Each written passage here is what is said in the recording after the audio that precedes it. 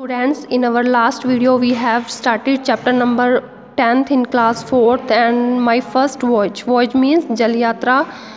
The narrator of this lesson is R.L. Stevens, and R.L. Stevens has writes his autobiography in which he writes an incident and he told us how he overcome all the difficulties. So let's start this lesson. I cook the shellfish and at them. वो क्या कहता है, पहले तो उसे कुछ नहीं मिलता, बाद में वो कहीं ना कहीं से शेलफिश ले लेता है और उन्हें पकाकर खाता है. जैसे प्रीवियस वीडियो में हमने पढ़ा था कि किस तरह वो ढूंढता है, फायर ढूंढता है और खाना ढूंढता है, फिर फायर को जलाकर वो खाना पकाता है. वो कहता है I was my first meal on the island.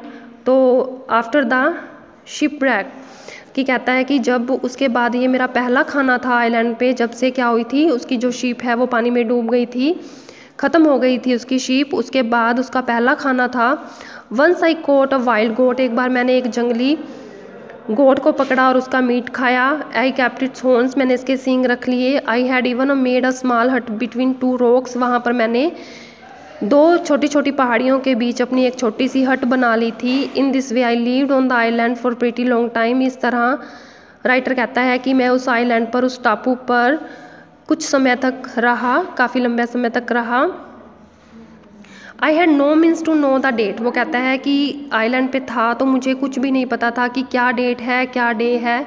कोई साधन नहीं था मेरे पास इन बातों को जानने का. Then one day I saw some footprints on the shore. Shore होता है किनारा. उसने समुद्र के किनारे एक दिन क्या देखा, फुटप्रिंट्स देखे, पैरों के निशान देखे.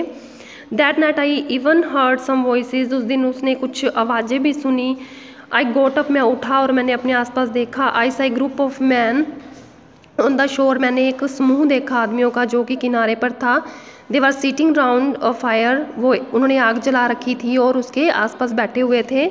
They were drinking and eating. वो खा पी रहे थे. After some time they lay down on the ground and fell asleep. उसके बाद वो क्या हुआ, वो धरती पर लेट गए ग्राउंड में, मैदान में, और सो गए. Most probably there were sea pirates. देखने में लग रहा था, ये संभावित था कि वो क्या थे, पायरेट्स थे, मतलब लुटेरे थे.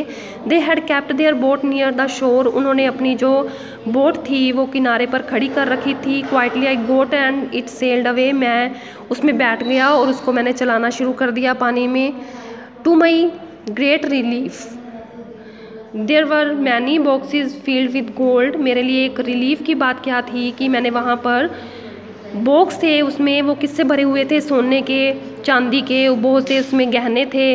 उसमें खाने के लिए ब्रेड, बटर और हनी था और पानी भी था. I rode in it. मैंने उसके ऊपर सवारी की, बोट के ऊपर. After many days on the sea. काफ़ी दिन यात्रा करने के बाद सी में. The boat came to land and on Africa coast. जो बोट थी वो अफ्रीकन कोस्ट के ऊपर, तलहट के ऊपर आ गई. देर आई मेट सम फिशरमैन. मतलब कि वो जो समुद्र से यात्रा करने के बाद अफ्रीकन कोस्ट पर उतर गया. वहाँ पर क्या कहता है नरेटर, मैंने वहाँ पर फिशरमैन देखे, मछली पकड़ने वाले देखे. They were very kind to me. वो मेरे लिए बहुत दयालु थे. They took me to nearby port town. उन्होंने मुझे कहाँ पर ले गए, पोर्ट टाउन के पास ले गए. देर आई मेट सम सेलर्स. वहाँ मैं कुछ नाविकों से मिला और व्यापारियों से मिला जो कि मेरे ही देश के थे. और वो कहाँ जा रहे थे, and sailed home in their sheep. और वो अपने घर जा रहे थे शीप में.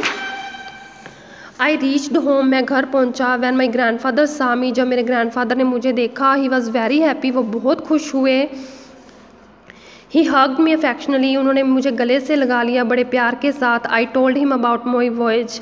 मैंने उन्हें अपनी यात्रा के बारे में बताया कि किस तरह मैंने आइलैंड पर अपने दिन स्पेंड किए और किस तरह मैं आइलैंड पर पहुंचा. He was pleased. वो बहुत खुश हुए. Although he was angry at heart. जबकि वो क्या थे, दिल से बहुत नाराज़ थे क्योंकि मैं घर से भाग गया था. बट फिर भी जब मैंने उन्हें अपनी यात्रा के बारे में बताया तो वो क्या थे, बहुत खुश थे.